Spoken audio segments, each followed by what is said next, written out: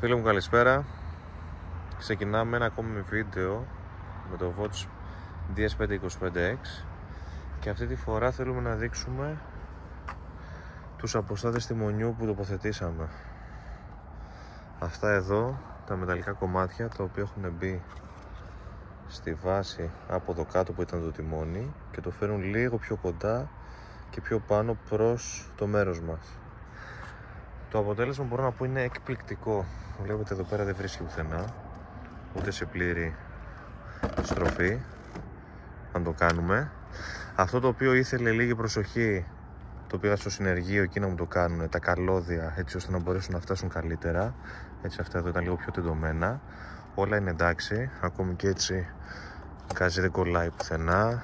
Ο συμπλέκτης συνεχίζει να έχει το free play που χρειάζεται, ακόμη και εδώ πέρα. Είναι όλο, εντάξει, πάρα πολύ καλή η όλη η φορά. Τώρα, τι θέλω να πω σε σχέση με τη θέση οδήγησης. Κάθομαι πιο όρθιος, πολύ πιο άνετος. Δεν νιώθω ότι πέφτουν οι ώμοι πάνω στα χέρια και στο τιμόνι όπως ένιωθα πριν ότι έσκυβα. Γενικά νιώθω όλη την αίσθηση πολύ πιο άνετη και ξεκούραστη σε ένα ταξίδι. Στην ουσία τι είναι αυτά τα μέταλλα. Θα βάλω και σύνδεσμο από κάτω, από που τα αγόρασα. Έτσι, το ίδιο finish με CNC κομμένο με αλουμίνιο, το οποίο μπαίνει και τοποθετείται. Μπορούμε να δώσουμε τη γωνία του τιμονιού ακριβώς όπως τη θέλουμε. Αυτό δηλαδή που το δοκίμασα μπορεί να γίνει και λίγο πιο ψηλό, που μου ερχόταν πιο ψηλά, πιο χαμηλά. Τώρα το έχω ρυθμίσει ακριβώς εγώ σε αυτό το σημείο όπως μου αρέσει και είναι ιδανικά.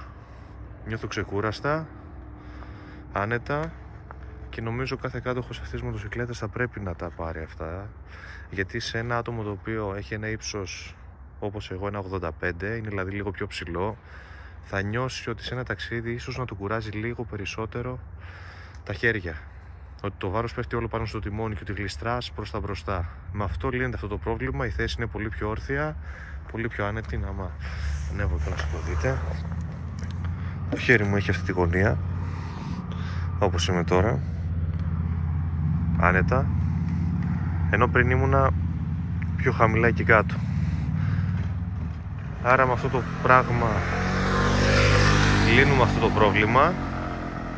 Μπορεί να κινείται ελεύθερα όλο το τιμόνι και να μας προσφέρει ένα πολύ πιο άνετο ταξίδι, σε συνδυασμό και με τη σαλατίνα που έχω βάλει, η οποία πολύ καλής ποιότητας παρεμπιπτόντως, δεν κάνει μικρογρατσουνιές όπως έκανε λίγο η original.